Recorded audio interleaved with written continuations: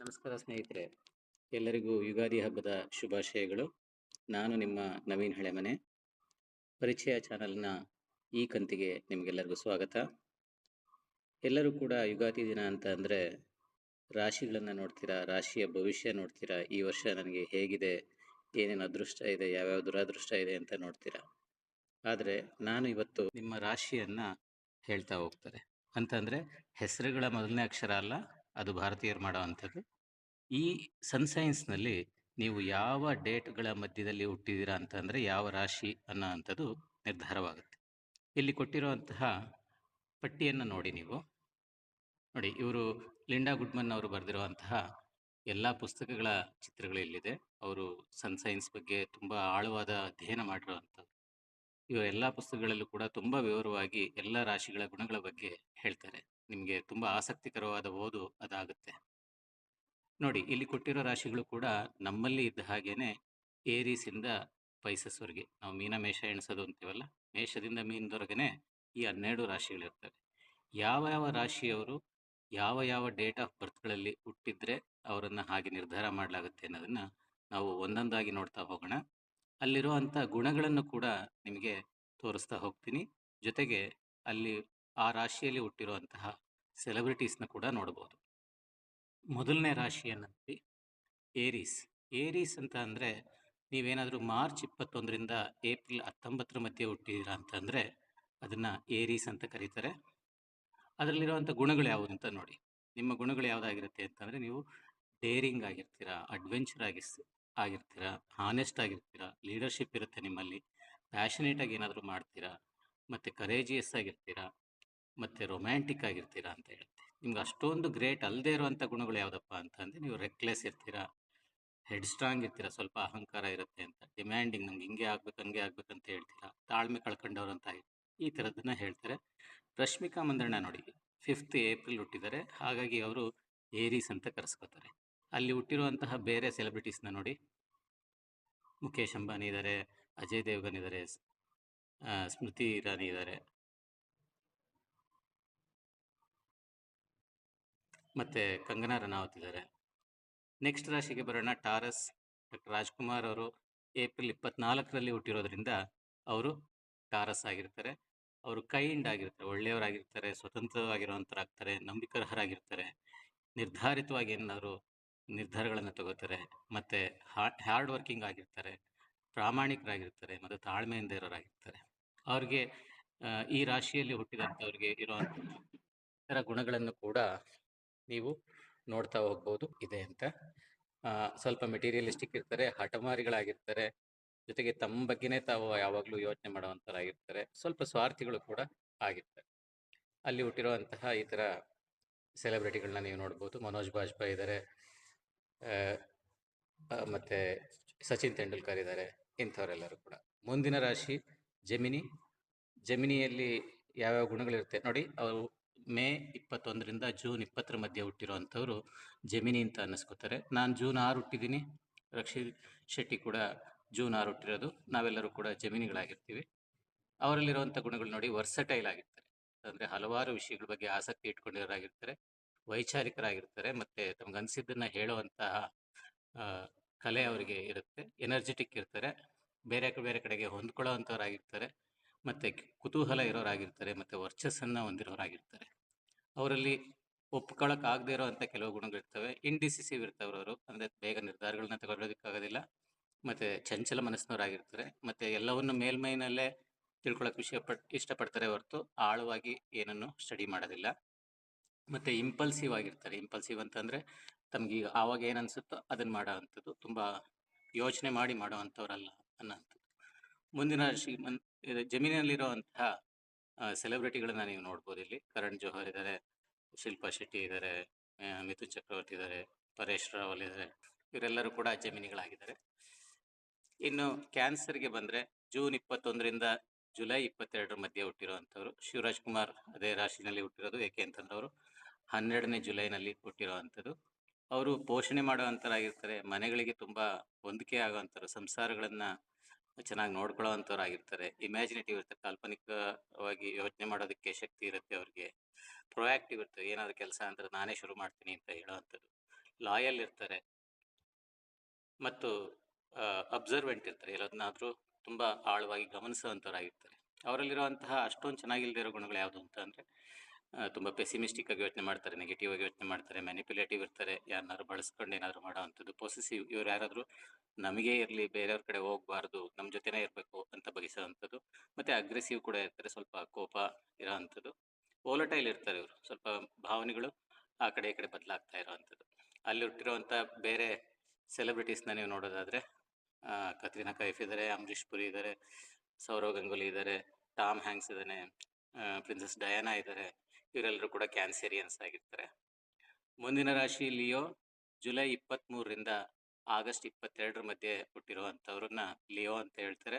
Leo ಅನ್ನೋದು ಸಿಂಹ ಆಗಿರೋದ್ರಿಂದ ಅವರು ಲೀಡರ್ಗಳ ಥರ ಇರ್ತಾರೆ, ಎಂತೂಸಿಯಾಸ್ಟಿಕ್, ತುಂಬ ಉತ್ಸಾಹಿಗಳಾಗಿರ್ತಾರೆ, ಮತ್ತು ಅವ್ರು ಒಳ್ಳೆ ರೊಮ್ಯಾಂಟಿಕ್ ಇರ್ತಾರೆ, ಏನಾದ್ರು ನಿರ್ಧಾರಿತವಾಗಿ ಏನಾದ್ರು ಮಾಡ್ತಾರೆ, ಒಳ್ಳೆಯ ಮನಸ್ಸಿರೋ ಅಂಥವ್ರಾಗಿರ್ತಾರೆ, ಜೊತೆಗೆ ವರ್ಚಸ್ಸನ್ನ ಹೊಂದಿರೋ ಆಗಿರ್ತಾರೆ, ಮತ್ತು ಸೃಜನಶೀಲವಾಗಿ ಯೋಚನೆ ಮಾಡುವಂಥವ್ರು ಕೂಡ ಆಗಿರ್ತಾರೆ. ಸ್ವಲ್ಪ ಚೈಲ್ಡಿಶ್ ಕೂಡ ಇರ್ತಾರೆ ಅನ್ನೋಂಥ ನೆಗೆಟಿವ್ ಹೇಳ್ತಾರೆ. ಹಠಮಾರಿತನ ಇರುತ್ತೆ, ಜೊತೆಗೆ ಪ್ರಿಟೆನ್ಷಿಯಸ್, ತಾವೇನೋ ಅನ್ಕೊಂಡಿರೋದನ್ನೇ ನಿಜ ಅಂತ ಅನ್ಕೊಂಡಿರೋದು, ಸರಿ ಅಂತ ಅನ್ಕೊಂಡಿರೋದಿರುತ್ತೆ. ಸ್ವಲ್ಪ ಡಾಮಿನೇಟಿಂಗ್ ಕೂಡ ಇರ್ತಾರೆ, ಬೇರೆಯವ್ರ ಮೇಲೆ ದಬ್ಬಾಳಿಕೆ ಮಾಡುವಂಥ ಗುಣ ಕೂಡ ಅವರಲ್ಲಿ ಕಾಣುತ್ತೆ. ಅಲ್ಲಿ ಲಿಯೋನಲ್ಲಿ ಹುಟ್ಟಿರುವಂಥ ಸೆಲೆಬ್ರಿಟೀಸ್ನ ನೀವು ನೋಡಿ, ಕಾಜಲ್ ಇದ್ದಾರೆ, ಸಂಜಯ್ ದತ್ ಇದ್ದಾರೆ, ಜಾಕ್ಲಿನ್ ಫರ್ನಾಂಡಿಸ್ ಇದ್ದಾರೆ, ಸೈಫ್ ಅಲಿ ಖಾನ್ ಇದ್ದಾರೆ, ಒಬಾಮಾ ಇದ್ದಾರೆ, ಮತ್ತು ಆರ್ನಾಲ್ಡ್ ಶಿವಾಜಿನಗರ್ ಇದ್ದಾರೆ, ಶ್ವಾರ್ಜ್ನೆಗ್ಗರ್ ಇದ್ದಾರೆ. ಸೊ ಇವರೆಲ್ಲರೂ ಕೂಡ ಲಿಯೋ ಸೆಲೆಬ್ರಿಟೀಸ್ ಆಗಿರ್ತಾರೆ. ವರ್ಗೋ ಅಂದರೆ ಕನ್ಯಾ ರಾಶಿ ಏನಿದೆ, ಅದು ಆಗಸ್ಟ್ 23 ಮತ್ತು ಸೆಪ್ಟೆಂಬರ್ 22 ಮಧ್ಯೆ ಹುಟ್ಟಿರುವಂಥವ್ರಾಗಿರ್ತಾರೆ. ಅವರ ಗ್ರೇಟ್ ಗುಣಗಳು ಅಂದರೆ ರಿಲೇಯಬಲ್, ಅಂದರೆ ನಂಬಿಕಾರ್ಹರಾಗಿರ್ತಾರೆ, ತಾಳ್ಮೆಯಿಂದ ಇವರಾಗಿರ್ತಾರೆ, ಒಳ್ಳೆಯವರಾಗಿರ್ತಾರೆ, ನಂಬಿಕಸ್ಥರಾಗಿರ್ತಾರೆ, ಬೇರೆಯವರಿಗೆ ಸಹಾಯ ಮಾಡುವಂಥರಾಗಿರ್ತಾರೆ, ಬುದ್ಧಿವಂತರಾಗಿರ್ತಾರೆ, ಮತ್ತು ಕಷ್ಟಪಟ್ಟು ಕೆಲಸ ಮಾಡುವಂಥರಾಗಿರ್ತಾರೆ. ಅವರಲ್ಲಿರುವಂತಹ ಇನ್ನು ಕೆಲವು ಗುಣಗಳು ಅಂದರೆ ಜಜ್ಮೆಂಟಲ್ಲಿ ಇರ್ತಾರೆ. ಯಾರ ಬಗ್ಗೆ ಏನಾದ್ರು ನಿರ್ಧಾರಗಳನ್ನು ತಗೊಂಡ್ರೆ ಅದೇ ನಿಜ ಅಂತ ಅನ್ಕೊಂಡ್ಬಿಟ್ಟಿರ್ತಾರೆ ಅವರು. ಮತ್ತು ಯುರಾಟಿಕ್ ಇರ್ತಾರೆ, ಇಂಟೆನ್ಸ್ ಇರ್ತಾರೆ, ಆಂಕ್ಷಿಯಸ್ ಇರ್ತಾರೆ, ಯಾವಾಗಲೂ ಗಾಬರಿ ಆಗುವಂಥವ್ರು, ಆತಂಕದಲ್ಲೇ ಇರೋವಂಥದ್ದು, ಈ ಥರದ್ದು ಕೂಡ ಕಾಣುತ್ತೆ. ಸೊ ಈ ವರ್ಗೋ ರಾಶಿಯಲ್ಲಿ ಹುಟ್ಟಿರುವಂಥ ಸುದೀಪ್ ಅವರು 2 ಸೆಪ್ಟೆಂಬರ್ ಹುಟ್ಟಿದ್ದಾರೆ. ಹಾಗಾಗಿ ಅವರನ್ನು ವರ್ಗೋ ಸೈನಲ್ಲಿರುವಂತಹ ಒಬ್ಬ ಸೆಲೆಬ್ರಿಟಿ ಅಂತ ನೋಡ್ಬೋದು. ಈ ಥರ ಸೆಲೆಬ್ರಿಟಿಗಳಂತ ಅಂದರೆ ನರೇಂದ್ರ ಮೋದಿ ಅವರಿದ್ದಾರೆ, ಅಕ್ಷಯ್ ಕುಮಾರ್ ಇದ್ದಾರೆ, ರಿಷಿ ಕಪೂರ್ ಇದ್ದಾರೆ, ಕರೀನಾ ಕಪೂರ್ ಇದ್ದಾರೆ, ಇವರೆಲ್ಲರೂ ಕೂಡ ರಾಧಾಕೃಷ್ಣನ್ ಇದ್ದಾರೆ. ಇವರೆಲ್ಲರೂ ಕೂಡ ವರ್ಗೋ ಸೆಲೆಬ್ರಿಟಿಗಳಾಗಿದ್ದಾರೆ. ಮುಂದಿನ ರಾಶಿ ಅಂತಂದರೆ ಲಿಬ್ರಾ. ಇದೊಂದು ಬ್ಯಾಲೆನ್ಸ್ಡ್ ರಾಶಿ ಅಂತ ಹೇಳ್ಬಿಟ್ಟು ಎಲ್ಲ ಕಡೆ ಪ್ರಸಿದ್ಧಿ ಇರೋವಂಥದ್ದು. ಸೆಪ್ಟೆಂಬರ್ 23ರಿಂದ ಅಕ್ಟೋಬರ್ 22 ಮಧ್ಯೆ ಹುಟ್ಟಿರುವಂಥವ್ರನ್ನ ಲಿಬ್ರಾ ಅಂತ ಹೇಳ್ತಾರೆ. ಇವರು ಸೋಷಿಯಬಲ್ ಇರ್ತಾರೆ, ಸಾಮಾಜಿಕವಾಗಿ ಎಲ್ಲರ ಜೊತೆ ಬೆರೆಯುವಂಥವ್ರಾಗಿರ್ತಾರೆ, ಚಾರ್ಮಿಂಗ್ ಇರ್ತಾರೆ, ಫೇರ್ ಇರ್ತಾರೆ, ರೊಮ್ಯಾಂಟಿಕ್ ಇರ್ತಾರೆ, ಮತ್ತು ಸೊಫಿಸ್ಟಿಕೇಟೆಡ್ ಇರ್ತಾರೆ, ಆರ್ಟಿಸ್ಟಿಕ್ ಆಗಿ ಕಲಾತ್ಮಕವಾಗಿ ಯೋಚನೆ ಮಾಡುವಂಥವ್ರಾಗಿರ್ತಾರೆ, ರ್ಯಾಷನಲ್ ಇರ್ತಾರೆ, ವೈಚಾರಿಕವಾಗಿ ಯೋಚನೆ ಮಾಡುವಂಥವ್ರಾಗಿರ್ತಾರೆ. ಇವರಲ್ಲಿರುವಂಥ ಅಷ್ಟೊಂದು ಚೆನ್ನಾಗಿಲ್ಲದೆ ಇರೋ ಗುಣಗಳು ಅಂದರೆ ಇಂಡಿಸಿಸಿವ್ ಇರ್ತಾರೆ, ಬೇಗ ನಿರ್ಧಾರಗಳನ್ನು ತಗೊಳ್ಳೋದಕ್ಕಾಗೋದಿಲ್ಲ, ತಾಳ್ಮೆ ಕಳ್ಕೊಂಡವರಾಗಿರ್ತಾರೆ, ಕೋ ಡಿಪೆಂಡೆಂಟ್ ಆಗಿರ್ತಾರೆ, ಸ್ವಲ್ಪ ಭಯಸ್ಥರಾಗಿರ್ತಾರೆ, ಇನ್ಸೆನ್ಸಿಟಿವ್ ಕೂಡ ಇರ್ತಾರೆ, ಮತ್ತು ಮ್ಯಾನಿಪ್ಯುಲೇಟಿವ್ ಇರ್ತಾರೆ, ಸೆಲ್ಫ್ ಇಂಟೆಲಿಜೆಂಟ್ ಅಂತಂದರೆ ತಮ್ಮ ಬಗ್ಗೆನೇ ತಾವು ಯೋಚನೆ ಮಾಡೋ ಅಂಥವ್ರು ಆಗಿರ್ತಾರೆ.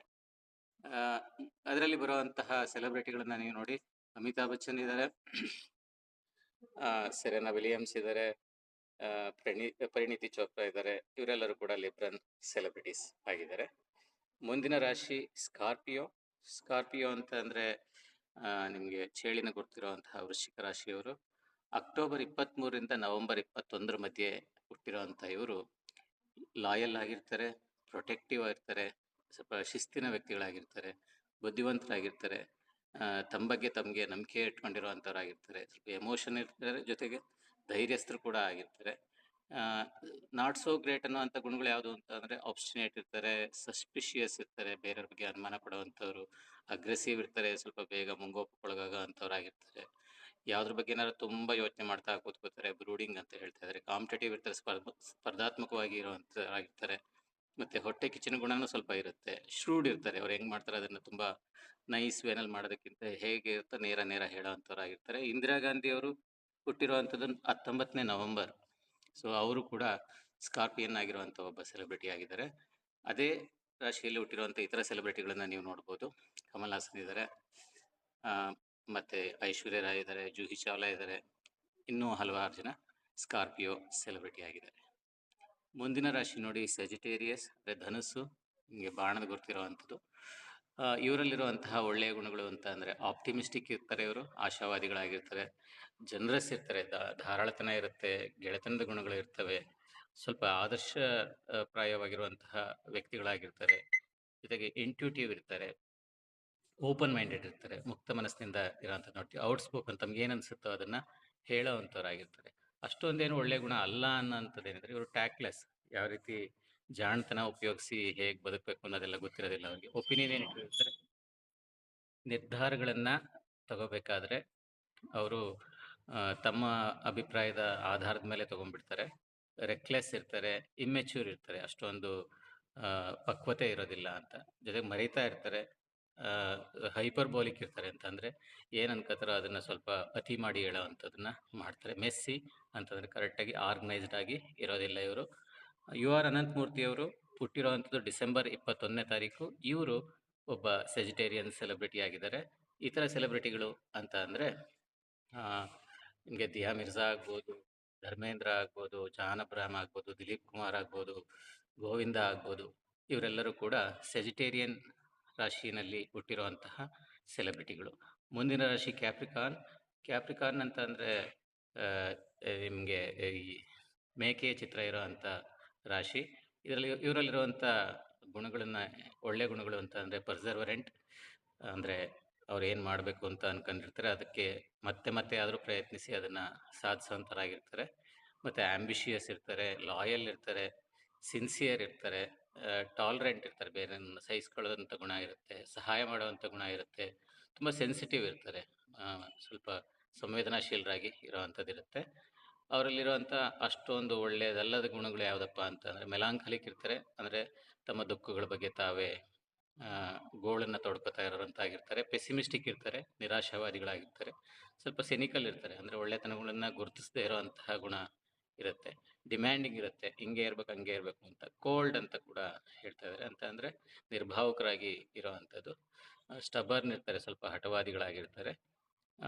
ಈಗ ಯಶ್, ಚಲನಚಿತ್ರ ನಟ ಯಶ್ ಜನವರಿ 8ರಂದು ಹುಟ್ಟಿರೋದ್ರಿಂದ ಇವರು ಕೂಡ ಕ್ಯಾಪ್ರಿಕಾರ್ನ್ ಅನ್ನಿಸ್ಕೊಳ್ಳುವಂಥ ಒಬ್ಬ ಸೆಲೆಬ್ರಿಟಿ. ಇದೇ ರಾಶಿಯಲ್ಲಿ ಹುಟ್ಟಿರುವಂಥ ಇತರ ಸೆಲೆಬ್ರಿಟಿಗಳಂತ ಅಂದರೆ ಎ ಆರ್ ರೆಹಮಾನ್ ಆಗ್ಬೋದು, ಮತ್ತು ಡಿಂಪಲ್ ಕಪಾಡಿಯಾ ಆಗ್ಬೋದು, ಮಾರ್ಟಿನ್ ಲೂಥರ್ ಕಿಂಗ್ ಜೂನಿಯರ್ ಆಗ್ಬೋದು, ಇರ್ಫಾನ್ ಖಾನ್ ಆಗ್ಬೋದು. ಇವರೆಲ್ಲರೂ ಕೂಡ ಕ್ಯಾಪ್ರಿಕಾರ್ನ್ ರಾಶಿಯಲ್ಲಿ ಹುಟ್ಟಿರುವಂತಹ ಸೆಲೆಬ್ರಿಟಿಗಳಾಗಿದ್ದಾರೆ. ಇನ್ನು ಮುಂದುವರೆದು ಅಕ್ವೇರಿಯಸ್ಗೆ ಬಂದರೆ 11ನೇ ರಾಶಿ, ನೀವು ಕುಂಭ ಅಂತ ಏನು ಹೇಳ್ತೀರಾ ಆ ರಾಶಿ. ಅದರಲ್ಲಿರುವಂತಹ ಅತ್ಯುತ್ತಮ ಗುಣಗಳು ಅಂತ ಅಂದರೆ ಸ್ವತಂತ್ರರಾಗಿರ್ತಾರೆ, ಬೇರೆಯವ್ರನ್ನ ಸಹಿಸ್ಕೊಳ್ಳೋವಂಥವ್ರಾಗಿರ್ತಾರೆ, ಆದರ್ಶಪ್ರಾಯ ವ್ಯಕ್ತಿಗಳಾಗಿರ್ತಾರೆ, ಸಾಮಾಜಿಕವಾಗಿ ಎಲ್ಲರ ಜೊತೆ ಬೆರೆಯುವಂಥವ್ರಾಗಿರ್ತಾರೆ, ಸೃಜನಶೀಲ ವ್ಯಕ್ತಿಗಳಾಗಿರ್ತಾರೆ, ವೈಚಾರಿಕವಾಗಿ ಯೋಚನೆ ಮಾಡೋವಂಥವ್ರಾಗಿರ್ತಾರೆ, ಮಾನವೀಯತೆಯ ಗುಣಗಳನ್ನು ಇಟ್ಕೊಂಡಿರುವಂಥವ್ರಾಗಿರ್ತಾರೆ. ಅವರಲ್ಲಿರುವಂತಹ ಅಷ್ಟೊಂದು ಗ್ರೇಟ್ ಅಲ್ಲದೆ ಇರೋವಂಥದ್ದು ಅಂತಂದರೆ ಎಕ್ಸೆಂಟ್ರಿಕ್, ಏನೇ ಮಾಡೋಕ್ಕೆ ಹೋದರೂ ಕೂಡ ಅತಿಯಾಗಿ ಮಾಡುವಂಥ ಗುಣದವರಾಗಿರ್ತಾರೆ. ಮತ್ತು ಅನ್ಪ್ರೆಡಿಕ್ಟಬಲ್ ಇರ್ತಾರೆ, ಅವ್ರು ಮುಂದೆ ಏನು ಮಾಡ್ತಾರೆ ಅಂತ ನಿಮಗೆ ಗೆಸ್ ಮಾಡೋದಕ್ಕೆ ಆಗೋದಿಲ್ಲ, ಆ ಥರ ಇರ್ತಾರೆ. ತುಂಬ ಕ್ಯಾಲ್ಕುಲೇಟಿಂಗ್ ಇರ್ತಾರೆ, ಅವರು ಎಲ್ಲ ಲೆಕ್ಕಾಚಾರದಲ್ಲಿ ಮಾಡ್ತಾ ಇರ್ತಾರೆ. ಕಾಂಟ್ರಡಿಕ್ಟ್ರಿ, ಅವ್ರು ಏನು ಅನ್ಕೋತಾರೋ ಅದ್ರ ವಿರುದ್ಧ ವರ್ತಿಸ್ತಾ ಇರ್ತಾರೆ, ಈ ಥರದ್ದು. ಒಂದು ಸ್ವಲ್ಪ ಡಿಸ್ಟೆನ್ಸನ್ನು ಮೇಂಟೈನ್ ಮಾಡೋವಂಥವ್ರಾಗಿರ್ತಾರೆ. ಖೆಯಾಟಿಕ್ ಇರ್ತಾರೆ, ಅಂದರೆ ಹಲವಾರು ಗೊಂದಲಗಳನ್ನು ಅವರು ಇಟ್ಕೊಂಡಿರ್ತಾರೆ. ಅಲ್ಲಿ ಹುಟ್ಟಿರುವಂತಹ ಅಕ್ವೇರಿಯಸ್ ಆಗಿ ಹುಟ್ಟಿರುವಂತಹ ಸೆಲೆಬ್ರಿಟಿ ಡಿ ಬಾಸ್ ದರ್ಶನ್ ಅವರು 16ನೇ ಫೆಬ್ರವರಿಯಲ್ಲಿ ಹುಟ್ಟಿದ್ದಾರೆ. ಹಾಗಾಗಿ ಅವರು ಅಕ್ವೇರಿಯಸ್ ಇರುವಂಥ ಒಬ್ಬ ಸೆಲೆಬ್ರಿಟಿ. ಇತರ ಸೆಲೆಬ್ರಿಟಿಗಳು ಅಂತ ಅಂದರೆ ನಿಮಗೆ ಅಭಿಷೇಕ್ ಬಚ್ಚನ್ ಆಗ್ಬೋದು, ಬಾಬಿ ಡಿಯೋಲ್ ಆಗ್ಬೋದು, ಪ್ರೀತಿ ಜಿಂಟಾ, ಜಾಕಿ ಶ್ರಾಫ್, ಇವರೆಲ್ಲರೂ ಕೂಡ ಅಕ್ವೇರಿಯಸ್ ಸೆಲೆಬ್ರಿಟಿಗಳಾಗಿದ್ದಾರೆ. ಕೊನೆಯ ರಾಶಿಯಾಗಿರುವಂಥ 12ನೇ ರಾಶಿಗೆ ಬಂದರೆ ಪೈಸಸ್, ಅಂದರೆ ಮೀನರಾಶಿ. ಮೀನರಾಶಿಯ ಗ್ರೇಟ್ ಗುಣಗಳು ಅಂದರೆ ಎಂಪಥೆಟಿಕ್ ಇರ್ತಾರೆ, ಬೇರೆಯವ್ರ ಬಗ್ಗೆ ಭಾವನಾತ್ಮಕವಾಗಿ ಸ್ಪಂದಿಸೋವಂಥವ್ರಾಗಿರ್ತಾರೆ, ಇಂಟ್ಯೂಟಿವ್ ಇರ್ತಾರೆ, ವೈಸ್ ಇರ್ತಾರೆ, ಜಾಣರಾಗಿರ್ತಾರೆ, ಕ್ರಿಯೇಟಿವ್ ಇರ್ತಾರೆ, ಸೃಜನಶೀಲತೆ ಅವರಲ್ಲಿ ಇರುತ್ತೆ, ಜನರಸ್ ಆಗಿರ್ತಾರೆ, ಅಂತಂದರೆ ಧಾರಾಳಿಗಳಾಗಿರ್ತಾರೆ, ಮತ್ತು ಆಧ್ಯಾತ್ಮಿಕವಾಗಿ ಯೋಚನೆ ಮಾಡೋ ಅಂಥವ್ರಾಗಿರ್ತಾರೆ, ಕಂಪ್ಯಾಷನೇಟ್ ಇರ್ತಾರೆ, ಅಂದರೆ ಸಂವೇದನಾಶೀಲರಾಗಿ ಎಲ್ಲರ ಬಗ್ಗೆ ಒಳ್ಳೆಯದನ್ನು ಯೋಚನೆ ಮಾಡೋ ಅಂಥವ್ರಾಗಿರ್ತಾರೆ. ಅಷ್ಟೊಂದು ಗ್ರೇಟ್ ಅಲ್ಲದೆ ಇರೋವಂಥ ಗುಣಗಳು ಯಾವುದಪ್ಪ ಅಂತಂದರೆ ಇರ್ರ್ಯಾಷನಲ್ ಇರ್ತಾರೆ ಇವರು, ಅಂದರೆ ವೈಚಾರಿಕವಾಗಿ ಯೋಚನೆ ಮಾಡೋಕ್ಕಾಗದೇ ಇರೋವಂಥವ್ರಾಗಿರ್ತಾರೆ, ಆಬ್ಲಿವಿಯಸ್ ಇರ್ತಾರೆ, ಸೆಲ್ಫ್ ಪಿಟಿಯಿಂಗ್ ಇರ್ತಾರೆ, ತಮ್ಮ ಬಗ್ಗೆ ತಾವು ಅನುಕಂಪ ಇಟ್ಕೊಂಡಿರೋರಾಗಿರ್ತಾರೆ, ಮತ್ತು ಸ್ಕ್ಯಾಟರ್ ಬ್ರೈಂಡ್ ಆಗಿರ್ತಾರೆ. ಅವ್ರದ್ದು ಎಲ್ಲ ಚೆದರಿ ಹೋಗಿರುವಂಥ ಮನಸ್ಸಾಗಿರುತ್ತೆ. ನೈವ್ ಇರ್ತಾರೆ ಅಂತಂದರೆ ತುಂಬ ಹುಂಬತನದಲ್ಲಿ ಬೇರೆಯವ್ರನ್ನ ನಂಬೋ ಅಂಥದ್ದಾಗಿರುತ್ತೆ. ಇಂಪ್ರ್ಯಾಕ್ಟಿಕಲ್ ಇರ್ತಾರೆ ಅಂತಂದರೆ ಅವಾಸ್ತವವಾದಿಗಳಾಗಿರ್ತಾರೆ. ಈ ಸೆಲೆಬ್ರಿಟಿಗಳಲ್ಲಿ ನಿಮಗೆ ಮೇಯ್ನಾಗಿ ಕಾಣ್ತಾ ಇರೋವಂಥದ್ದು ಪಿ ಲಂಕೇಶ್ ಅವರಾಗ್ಬೋದು. ಪಿ ಲಂಕೇಶ್ ಹುಟ್ಟಿರೋದು 8ನೇ ಮಾರ್ಚ್ ಅಂದು, ಮತ್ತು ಪುನೀತ್ ರಾಜ್ಕುಮಾರ್ 17ನೇ ಮಾರ್ಚಲ್ಲಿ ಹುಟ್ಟಿದ್ದಾರೆ. ಹಾಗಾಗಿ ಇವರು ಪೈಸಸ್ ಅಂತ ಅನ್ನಿಸ್ಕೋತಾರೆ. ಇದೇ ರಾಶಿಯಲ್ಲಿ ಹುಟ್ಟಿರುವಂಥ ಇತರ ಸೆಲೆಬ್ರಿಟಿಗಳು ಅಂತ ಅಂದರೆ ಆಮೀರ್ ಖಾನ್ ಆಗ್ಬೋದು, ಟೈಗರ್ ಆಗ್ಬೋದು, ಹಲವಾರು ಜನ ಇಲ್ಲಿ ಕಾಣಿಸ್ತಾ ಇದ್ದಾರೆ ನಿಮಗೆ. ಸೊ ಈ 12 ರಾಶಿಗಳನ್ನು ನಿಮಗೆ ಪರಿಚಯ ಮಾಡಿಸೋ ಮೂಲಕ ನಾನು ಹೇಳ್ತಾ ಇರೋದು ಏನಂತಂದರೆ, ನಿಮ್ಮ ಗುಣಗಳನ್ನು ನೀವು ಅರ್ಥ ಮಾಡ್ಕೊಂಡ್ರೆ ಯಾವ ಗುಣಗಳನ್ನು ನಿಮ್ಮ ಲಾಭಕ್ಕೆ ಬಳಸ್ಕೋಬೋದು ಮತ್ತು ಯಾವ ಗುಣಗಳಲ್ಲಿ ನಿಮ್ಮಲ್ಲಿ ಇಂಪ್ರೂವ್ ಮಾಡ್ಕೋಬೇಕು ಅರ್ಥಕೊಂಡ್ರೆ ನಮ್ಮ ಭವಿಷ್ಯಗಳು ಚೆನ್ನಾಗೇ ಇರ್ತವೆ. ನಿಮ್ಮಲ್ಲಿ ಮುಂದೆ ಏನಾಗುತ್ತೆ, ಈ ವರ್ಷ ಏನಾಗುತ್ತೆ ಅನ್ನೋದನ್ನು ಯುಗಾದಿ ವಿಶೇಷ ಜೊತೆಯಲ್ಲಿ ಕೇಳ್ತಾನೆ ಇರ್ತೀರ, ರಾಶಿ ಭವಿಷ್ಯಗಳನ್ನು ನೋಡ್ತಾನೆ ಇರ್ತೀರ. ನಮ್ಮ ಗುಣಗಳನ್ನು ಅರ್ಥ ಮಾಡ್ಕೊಳ್ಳೋ ಅಂಥದ್ದು ತುಂಬ ಮುಖ್ಯ ಅಂತ ಹೇಳ್ಬಿಟ್ಟು ನಾನಿವತ್ತು ಹೇಳ್ತಾ ಇದ್ದೀನಿ. ಹಾಗಾಗಿ ಎಲ್ಲರಿಗೂ ಕೂಡ ಯುಗಾದಿಯ ಶುಭಾಶಯಗಳು. ಒಳ್ಳೆಯದಾಗಲಿ. ನಮಸ್ಕಾರ.